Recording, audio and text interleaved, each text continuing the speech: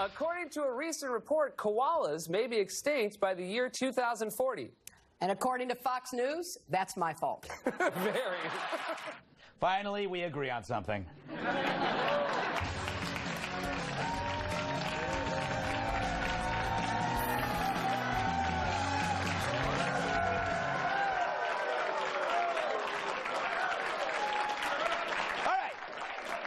Despite the fear, we made it a year.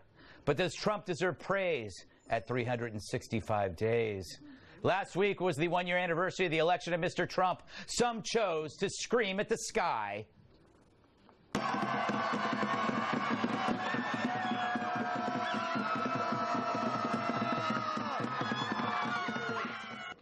Now, I'm thinking their childhood birthday parties were sparsely attended. Others, though, took time to reflect, like me. He does this when Oliver comes out to relax and suddenly because he'll get any hate.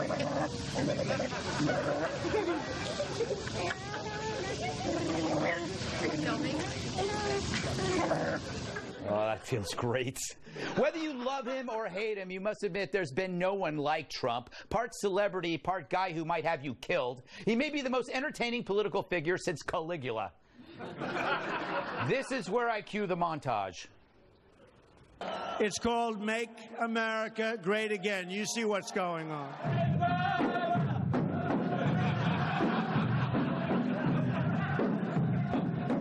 So how does the press treat you?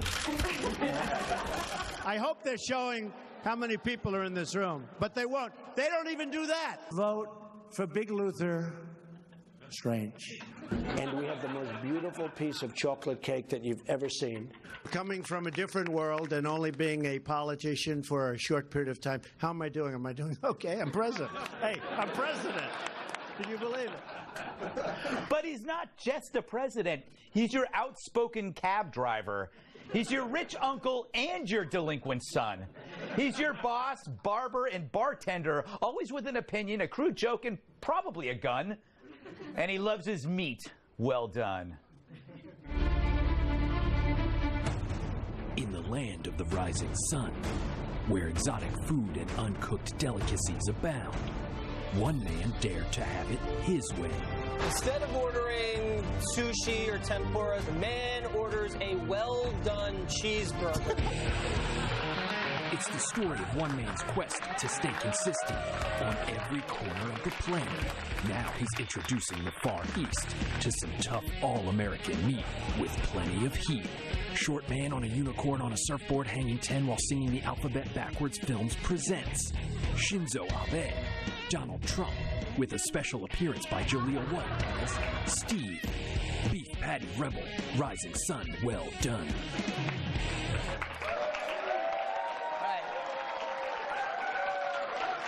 But at this juncture, we should ask, how is he doing? Which really means, how are we doing? Let's look at this otter eating at a table. Because the news is so good, who needs a handy chart to tell you? The otter tells you everything you need to know. Things are great. Stock market's rallying. We got 1 million new jobs. Consumer confidence is way up. ISIS's decimated pipelines are pumping. Then there's Neil Gorsuch, plus 12 other judges in lower courts. Regulations are rolled back. Illegal immigration is down by nearly a half on the southern border. And those Paris Accords were flushed down like a costly turd. Not a bad list, right, Mr. Otter, huh? Yeah, just nod along. But we also saw a ton of fighting. It was a bit much, often becoming personal at times, but maybe it was warranted. Conflict has always been a one-way street. The left dishes it out, and the rest of us take it. But Trump gives it back and doesn't give a damn. He's more OG than Snoop, Ice Cube, and Ice-T combined. He's especially fearless to the media, who just can't figure it out. Don't be rude. Attacking us. Can you give us a question? Don't be rude. No, I'm not going to give you a question. I'm not going to give you a question. Can you stay categorically? You are fake news. The fact of the matter is, we're not fake media. I'm talking about dangerous as in a journalist gets hurt. Poison. That's what it is. It's a verbal form of poison, meant to affect your view of the media world. I think he has rage-related hair loss. Poor Brian. But I believe that we have actually learned more about governance than ever before under Trump, because nothing is hidden and everything becomes a target. It's a poli-sci class taught by Rambo. But while I'm hopeful, the year's not over, and his tax plan, it bugs me. I'm a 2T guy. It's all about terror and taxes, and his work on terror, it gets an A. But with taxes, I feel kind of like this fella. Look at it. Go. Go. Go get it. Go. Go get it. Go, Cooper.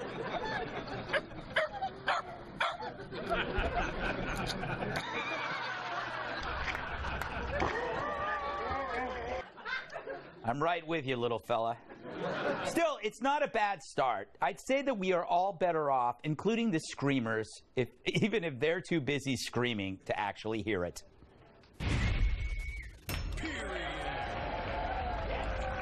Let's welcome tonight's guests, shall we? The only Stein I like more is the one filled with beer. Author, political commentator, host of The Mark Stein Show, Mark Stein.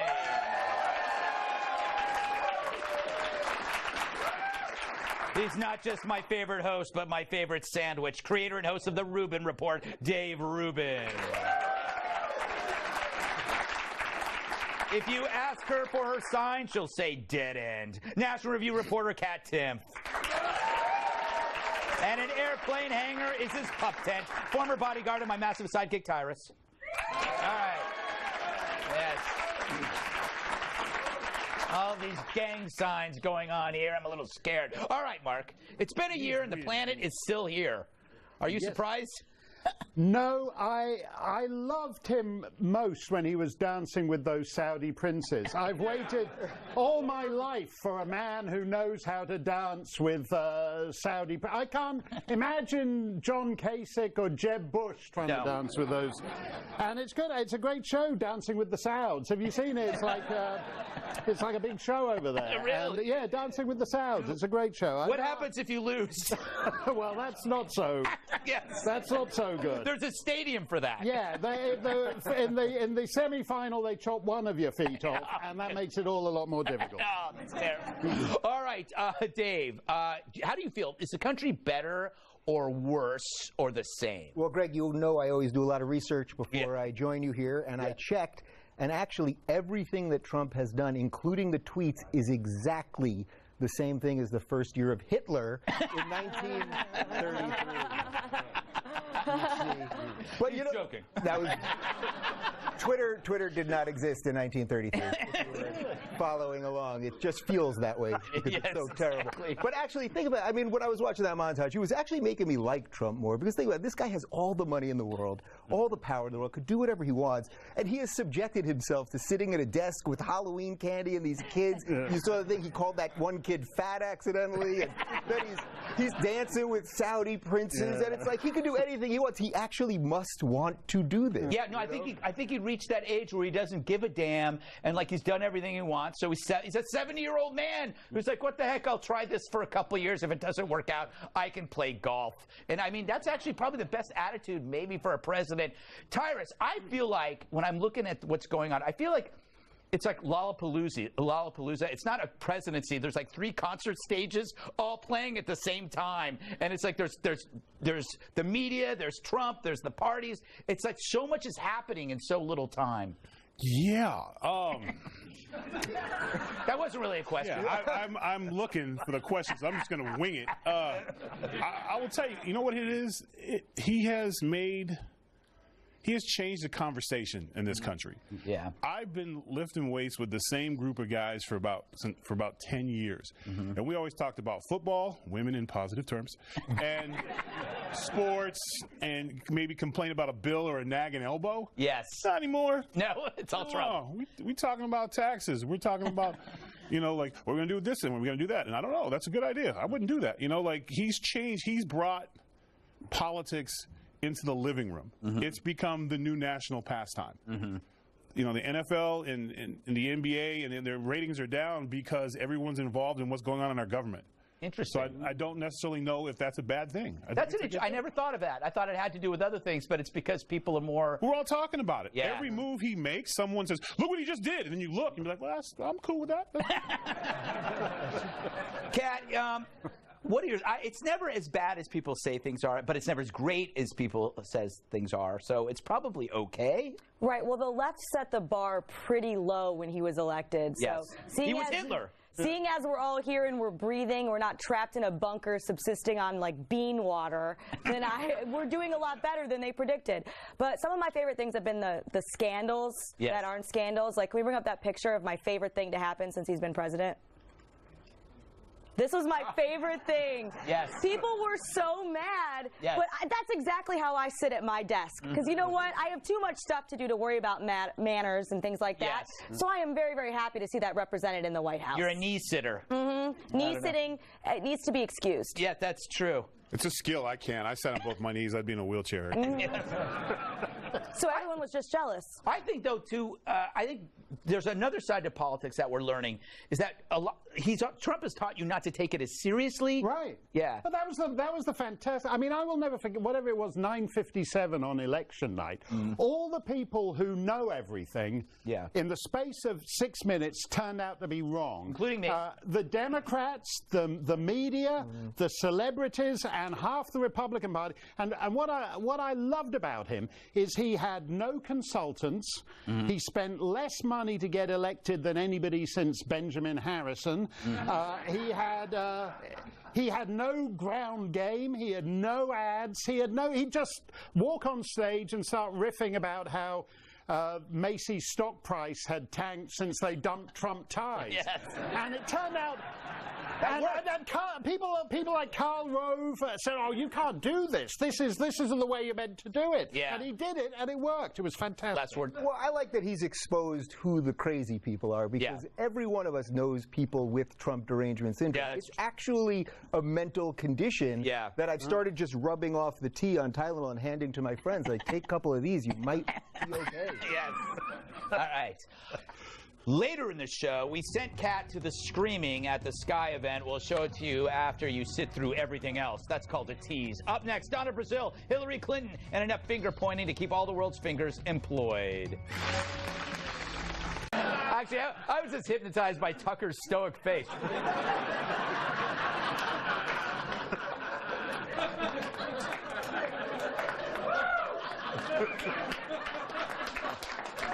Thanks for coming on the show.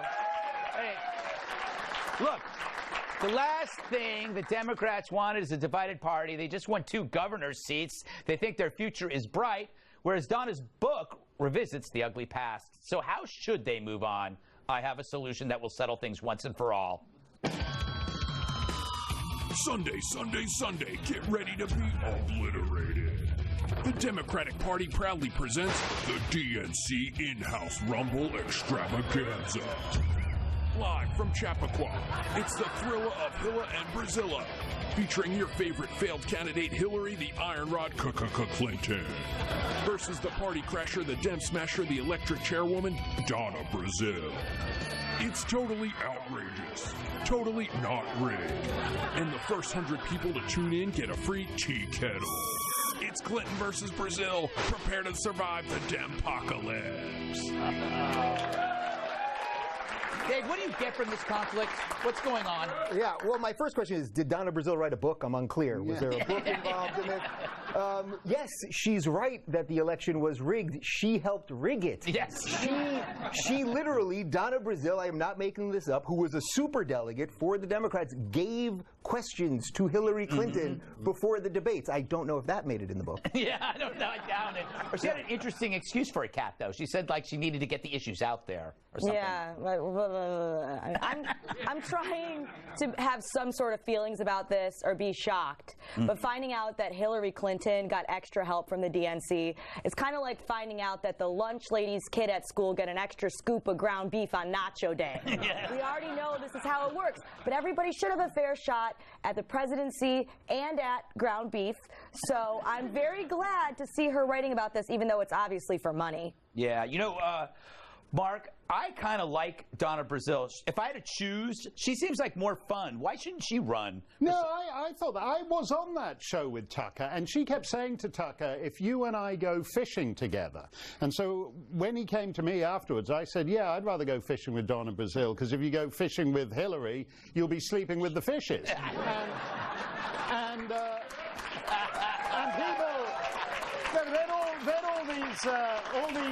all these lefty websites go, oh, the Fox News is insane. They think that if you go fishing with Hillary Clinton, you'll actually be murdered. Well, she's taken, evidently the Clintons have taken the tire iron to Donna Brazile, because as you pointed out, as the week went on, she was distancing herself. Yeah. She's at the point of saying, I did not have sexual relations with that book available now.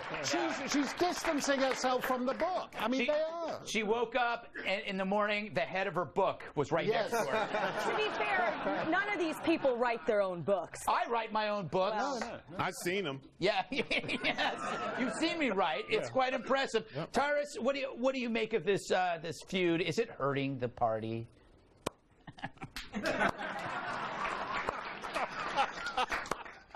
Slow clap. Yeah. You know, the Democrats they're like a TV series that just can't get picked up. Yeah. They can't fight like Trump. When Trump fights, it's a fight. Mm-hmm. Him and Corker were like, damn, they're going in. Like, we want to see it.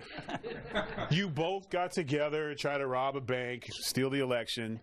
You both failed, so now you're telling on each other.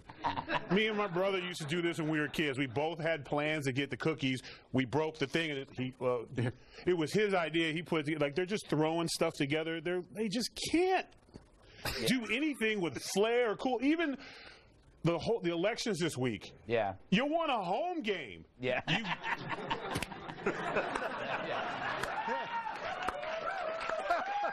We did it. We won elections we were supposed to win. Yeah. With a guy who voted for Bush. Yeah, no, they voted for a Republican. Yeah. I mean, the only thing we learned last week is that the world really hates Christie. That's it. That's the only thing we learned. Yeah. And that's on both sides. Yes. So, I mean, but they literally, whenever they talk, or the book and the feud and the thing, just go like this. I don't hate Christie. You don't hate Christie? No, I kind of want to like play catch with him and have him insult me. That's nice too. It's odd that the world hates him and he's shaped like a globe. You know, the Democrats should take a page out of Hollywood and just give Hillary what's called the Lifetime Achievement Award. Because whenever somebody gets a Lifetime Achievement Award, a year later they go away. It's like basically kick you out. They need like Democrats Hall of Fame. So she gets up there, and then they hand it to her. She gets a gift bag, and then she's gone. They got to do that. The good thing is she is so unlikable. There's collateral unlikability to Chelsea. Yeah. We may not see Chelsea running for office. No. We probably will anyway. Yeah, not being likable clearly doesn't stop these people. Yeah, because they don't get that. That's what's fantastic. Yeah, they don't know they're hated. No. Just to be totally clear, did Donna Brazile write a book? Yeah. I'm just trying to figure out what happened here. Still to come, what's the real reason behind the attack on Senator Rand Paul? We'll get to the bottom of it, and by I don't know what I'm saying. We'll speculate wildly and not solve anything.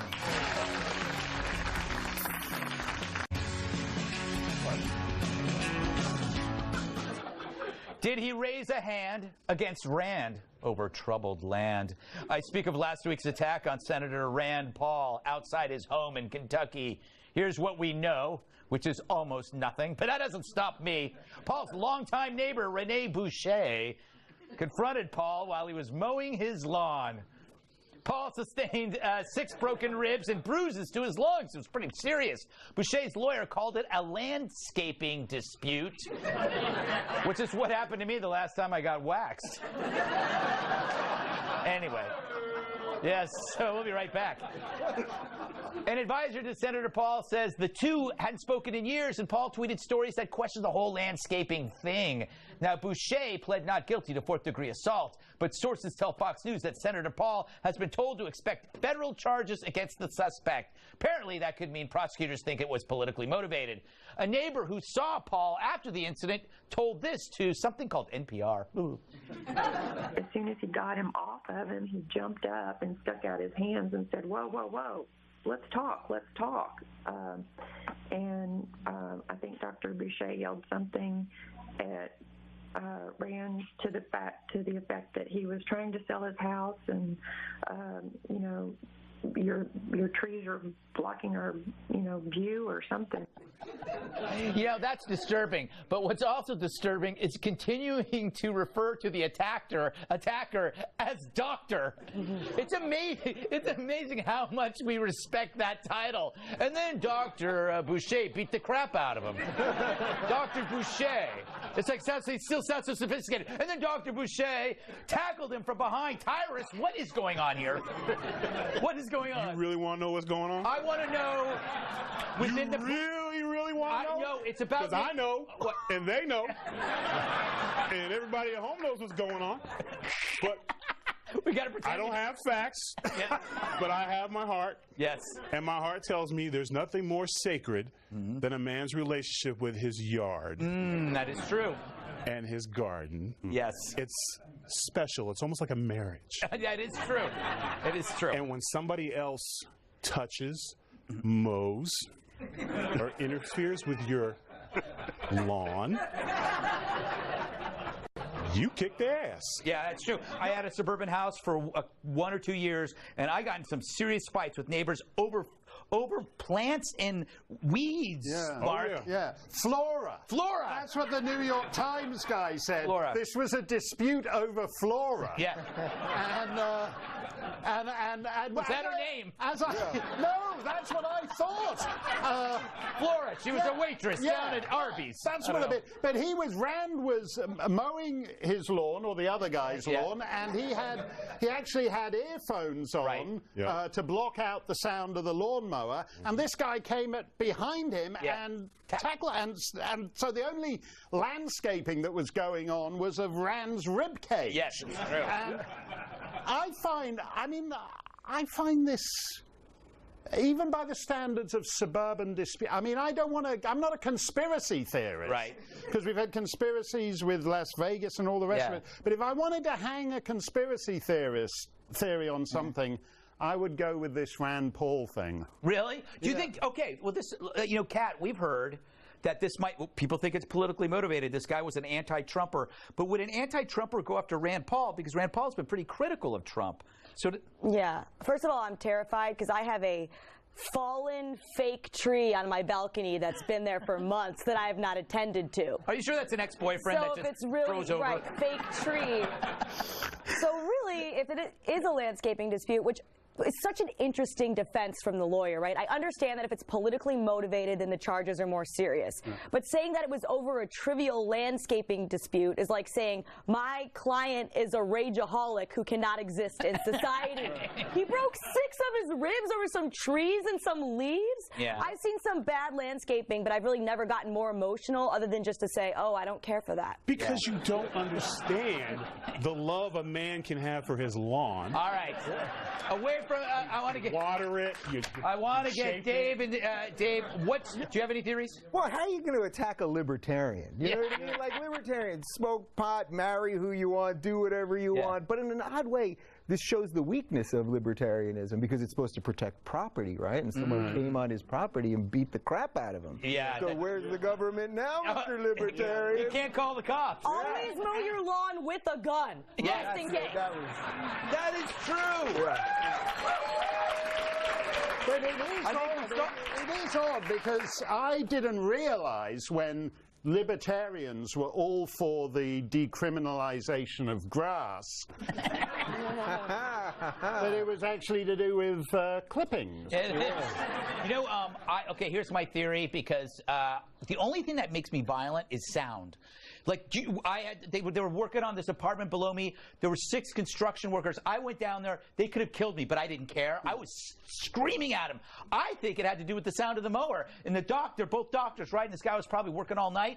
Friday, he's sleeping. He's taking a nap. And and Rand's got the ear thing, the little plugs in for a reason, because the mower's loud. And the guy was just like, that infernal noise. Right. Why does he have to do it at 2 in the afternoon or 3 in the afternoon? I can't, why? Right. And then he just ran out there and he saw him and he just tagged him. Like, That's what sound does. Yeah. Sound, it's primal. Yeah. Oh, boy. Yeah, but you feel me. Yeah. When you're passionate about something. Yeah. Like a lawn. Yes. Or sound. Sound. It could be anything. It could be anything. But I'm starting to think lawn might be a metaphor. I don't know. No, that's like the book thing, bro. You just my answer is this. All right. A slow clap. Yes. You can never get it cured. All right. Oh! What are you talking about? Because it's a joke that never ends. Yeah, why do you look directly at me? He did, though. I did. That was weird. Still ahead. Cat gives the screamers something to scream about. But first, flying taxis, they're on their way. Another reason to stay indoors.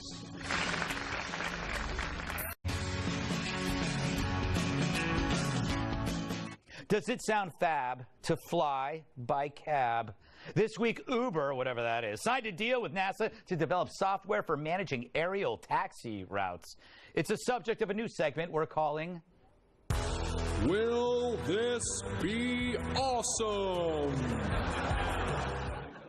Maybe. Uber plans to test its 4-passenger flying taxi, so you die with 3 people, over Los Angeles by 2020. The idea being that if the taxis fall from the sky, no one will care because it will fall on people in Los Angeles. I love you people in Los Angeles. Most. They say the goal is to officially launch Uber Air before the 2028 Olympics. Great. This is an arbitrary goal. I believe we have tape of a prototype in action.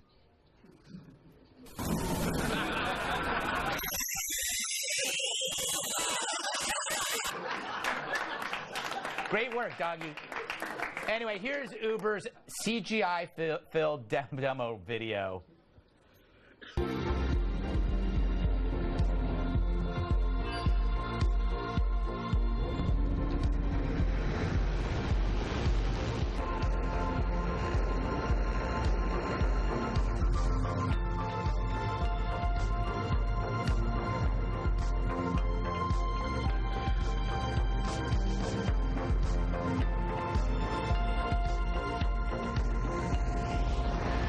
It seems so nice until you realize they're being flown to prison, where they're going to serve life sentences for murder. But they left that out of the commercial. Mark, what do you think of this? Yeah, I liked the idea until they showed it, and then it just looked like what flying used to be until the TSA started giving you the pat down and you had to get there.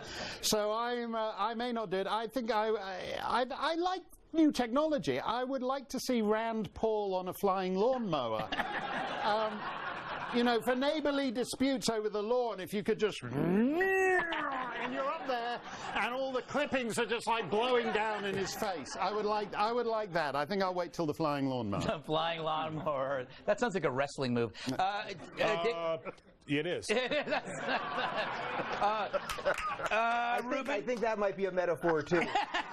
No, it's an actual wrestling move. Ruben, thoughts on this? Well, as the only one I think that lives in Los Angeles, I just want to say I will be moving by 2020. Have you ever seen the way people drive in LA? And now we're going to add that to this? Yeah. This has disaster written all over it. Yeah, it is. And it's going to be used for bad things, right, Tyrus? Cat. We look so much alike. I know. I look at Cat and I go, Tyrus. I shaved the beard off. You guys are confused. Yeah, I think it's a bad idea. Really? It's a really, then there's just going to be traffic in the sky. Yes. No one's going to want to be on the ground anymore because Friday night, all the drunk people in the sky taxis are going to be vomiting out the window on the people on the ground taxis. It's true. Give that a couple of times on Instagram. No one's going to want to take it. The sky is cool, but the only good thing about the sky and the reason it is so cool is because people aren't up there yet. Right, that's true. It's beautiful when they're in the plane because when you're in the plane and you're looking out the window, it's beautiful because you don't see the people that are down there. So why put them up there, Tyrus? Why? I grew up in California, in L.A., and I'm telling you right now, when the whole thing, they was bringing the trains. That was going to change everything. Everyone was going to take the commute was going to change. Everyone used to go from the high desert and stuff to drive down to L.A. to work and all that beautiful thing. But here's the thing: I'm not taking a train. Yeah. I'm Californian. Even though I'm a waiter, I'm a writer, Yeah. I'm an actor. Everyone in California is a star who lives in their own bubble, and most of their bubbles in their car. So they're not going to leave their car. So even with the planes, which looks cool, I got to wait in line, I got to go to security, and what if I have to sit next to somebody I don't like? I got to sit in there with 4 people, and what if their stops first? Yeah. You know what I'm saying? Exactly. Or what if I don't like their music? That's how Californians are. There's just too many. I'm going to stay in my car. Yeah. There's back streets. The Jetsons. Well, you're going to get thrown up on. Yeah. I Or blame thrown the out. Jetsons. The Jetsons promised way too much. I think way it's a too scam. much. What? I think it's a scam. It's a Ponzi scam. Is it? I don't know. Bunch of I'd like to see investors. the opposite. People try to think, oh, it's a flying car. It's much easier to invent a plane you can drive. Like, start with something that flies and then make it so you can drive. Everybody's trying to make a flying car. It doesn't work. No, make a plane you can drive. So you'd have like... That's a car. Exactly. Yeah. All right. Listen, have you seen people driving? You want people in the air, too? I don't want people anywhere. Montana. Coming up, it's the greatest coloring book ever drawn. The hero behind the book joins us next.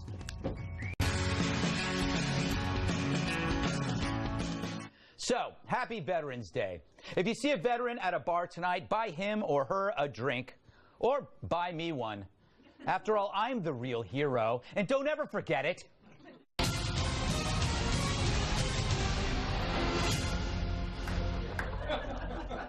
Speaking of vets, Staff Sergeant Johnny Joey Jones has given a lot for his country. While serving as a bomb technician for the U.S. Marines in Iraq, he stepped on an IED and lost both of his legs. Today, he's an outspoken voice for veterans. You've seen him a lot on this channel. And his story is now being told, not just in a book, but a coloring book. This book is called Blown Away, and it contains drawings of Joey from his days in the military, before the incident, and where his life has taken him since. And the drawings don't pull any punches. They illustrate Joey's time in the hospital, his determination to get strong again, and his life of service back here at home. Now, this is the only time I have ever endorsed a coloring book. So don't send me your coloring books to promote, because I won't do it. I'm only doing it because of Joey. If he was promoting belly button lint, I would do a segment on that too. And no, don't send me your belly button lint either. Or maybe. I have a collection. Welcome back to the show, Staff Sergeant Johnny Joey Jones. Yeah. All right.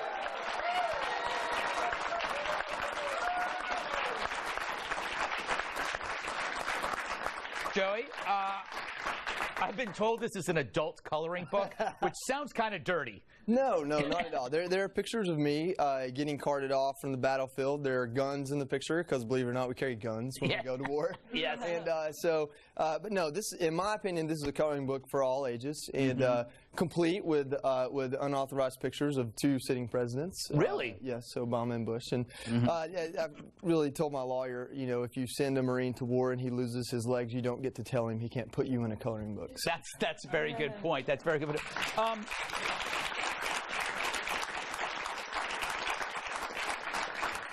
I noticed on page 54, it shows your dog. I've got 54 pages. Yeah. You're like Donna Brazil. There's a dog in my book. But the dog's name is Tucker, and I'm just wondering why you didn't name him Greg. I mean, what's Tucker? I'm having you on my show. What's Tucker done? Well, yeah, I've got a little Frenchie that's got a lot of attitude and a lot of bite, and his name's Chief. Chief? Not Greg. Well, that's all right. Maybe it's Greg. Now, this book, how can people get this book? Where do they find it? Right now, go to DableBrothers.com, DableBrothers.com, and it'll be available on Amazon at the beginning of the month. So it takes a little bit longer to get it going there, but they've been really cool about getting it going, and it's Veterans Day, so I had to bring the book and tell people about it today. Yeah. Speaking of Veterans Day, I have to ask you this topic about Bo Bergdahl. He's entitled to $300 grand in back pay. What are your thoughts? First of all, if we want to talk about what he's entitled to, I'll get us all in trouble. So no, go ahead. Let's stop that right now. How about this? We'll cut it. We'll edit it out of the show. Yeah. We'll edit it out of the show. Buy the coloring book. Yeah. What should he have? Listen, this is a guy that not only committed treason, which is a buzzword. This is a guy that walked off post, did so without telling anybody with the intent of joining the Taliban. This is like the Army giving someone a $300,000 signing bonus for joining the Taliban. To put this into perspective, I lost my legs, and that was $100,000 life insurance basically on my legs. Of this $300,000, $150,000 of it goes to someone who becomes a POW. So his choice is worth more than my misfortune. And not to say that anyone owes me any money, but sometimes we're right for the purpose of being right, rather than being what is commonly decent or what's technically right. With Bo, this is a guy that should be in jail. Yeah. He pled guilty. He was convicted of treason. People are dead because of his choices to turn his back on guys like me. So, no, he doesn't get $300,000. That money should go to the families of those who died to find him, knowing he turned his back on them. So, that's,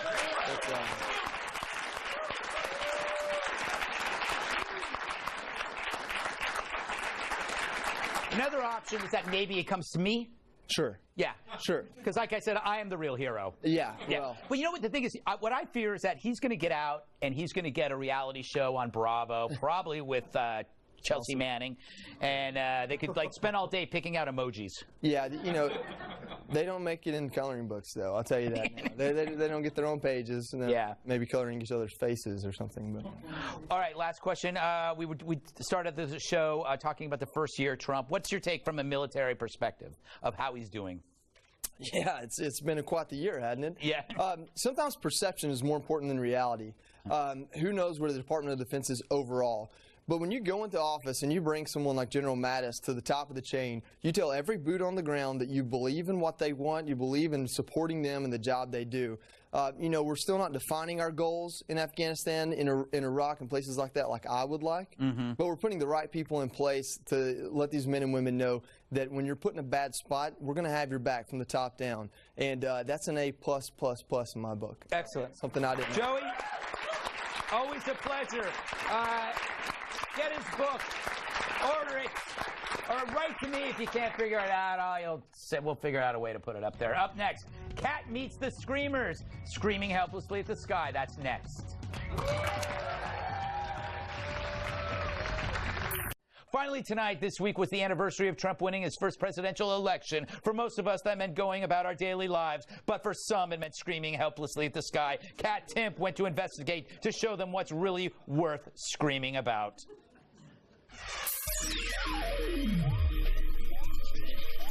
So I feel like we're here. We see a lot of people who are upset about the election. Some people are happy about it. But there's a lot of things we can't agree on that are all bad, right? Yes. Do you agree that ketchup packets are too small? They are too damn small. Yeah, they're too small. Yeah. Do you ever have someone hand you like a piece of birthday cake and it's their birthday, and if you don't want cake, you still have to take it because otherwise they think that you don't like them? Can we agree that it's bad that I'm almost 30 and I still have acne all over my chin? You don't look like you have any acne. I'm wearing a lot of makeup, everybody, America. A lot of pounds of it. They had to bring it in on a truck. I think daylight savings is bad. I think it sucks. You have to like 1 hour because the clock's changed, another hour to deal with it emotionally. Nobody wants to do the cha-cha slide at your wedding. When you go somewhere and they have a coat check, you have to pay cash. The goldfish you win at the carnivals, they die too fast. In America, we need to do better because we're breaking too many children's hearts by they're so excited, oh, win a pet, win a pet. Next thing you know, it's floating. It's really sad. Do you think we need a third party? Absolutely. What about the we won't actually lie party? But then the trick is you can't lie. If we had someone run on that platform, maybe they could win. Maybe you should do that. I'm really thinking about it more and more, so I'm really pleased that you said that. What about the platform party based on the platform? You win, everybody gets a pair of platform shoes. I myself don't know that I need platforms. Upward mobility. All right, that's funny. I'll give you that one. The end daylight savings time party. That's fine. This is sad. It's only noon. It's only noon right now. Let's scream. Ready? 1, 2, 3. Ketchup packets are too small. What kind of sociopath only uses one little small packet of ketchup? Make the individual serving sizes bigger,